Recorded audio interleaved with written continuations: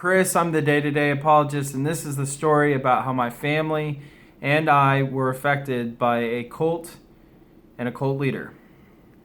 So it was back when I was a teenager. My mom was living in Miami with my stepfather and little brother, and my brother and I would go and spend the summer with my mom and Christmas break with her. And she currently, at the time, was living in the parsonage of this church because she was also working as a secretary for the church. She was helping them out.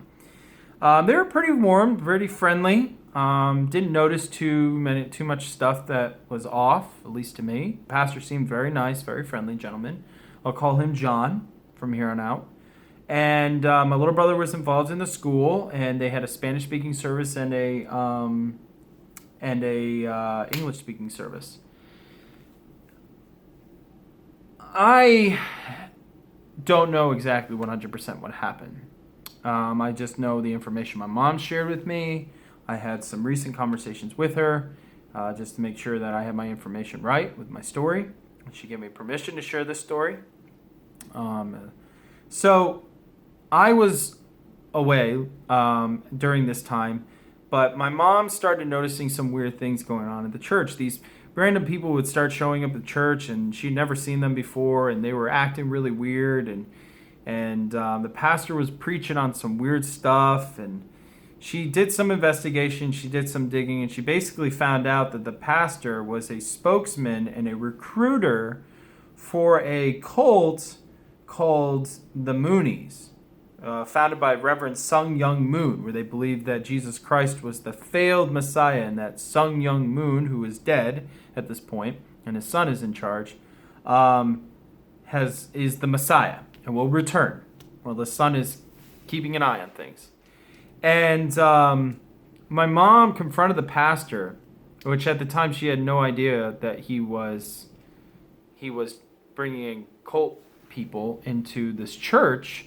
And she said, something's not right here. Some of the things that you're talking about, some of the things you're doing, you're hanging a really weird flag, and you're putting it on the altar where the communion's supposed to be, and I don't think that's really biblical or safe. And he's like, don't worry about it. Everything's fine. You're just imagining things, and just kind of went about his business and just told her to do so as well. So she did some investigating, and she obviously found out the information about this cult. And she did 1 + 1 and figured out that this guy was bringing in people from this cult to raise attendance, but they were also trying to convert the church and try to gain members to join the Moonies.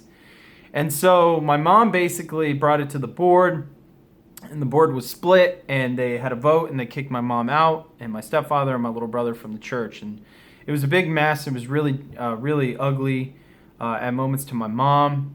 And the Moonies did recruit people, and people left the church. I don't know what happened to this Lutheran church in Miami, but the story raises a very important warning. Because you would ask, how could something like this happen? How could something like this get by? Well, it gets by when the church members are not reading their Bible, engaging with their pastors, checking up on what he preaches about, looking into who's in leadership, whether they're representing Christ in their lifestyle or not. And this is how this kind of stuff happens. Jesus warned. He said, look, there are going to be many people that claim themselves the Messiah. They call themselves the Christ. They do things, but they're liars. They're hypocrites. Don't believe them. Don't trust them. They're wolves in sheep's clothing. And, this church was obviously not in tune with the Holy Spirit. They were not spending time in the Word and meditation in the Word. They were not checking things. And because of this happened. And it can happen in any church. It's not hard for Satan to sneak in. You just need to not have the guards at the door and leave the door wide open of the spiritual door of your church. And that's what happened in this Lutheran church, in my opinion. And so this is reality. And if you're not careful, it could happen at your church too. So I would encourage you to take this story to heart, take it seriously. And, pray for your church. Pray for your leaders. Support your leaders that are biblical and God-fearing and preaching good biblical principles, good theology, because there are a lot of churches out there that are being misled and misused and abused by people in power or church members that are given too much power. And you never know. You might have someone that's in your church as a wolf in sheep's clothing. Only the Holy Spirit can drive that person out into the open. God bless. I hope you enjoyed the video, and I hope that this has been helpful for you. Thanks for watching.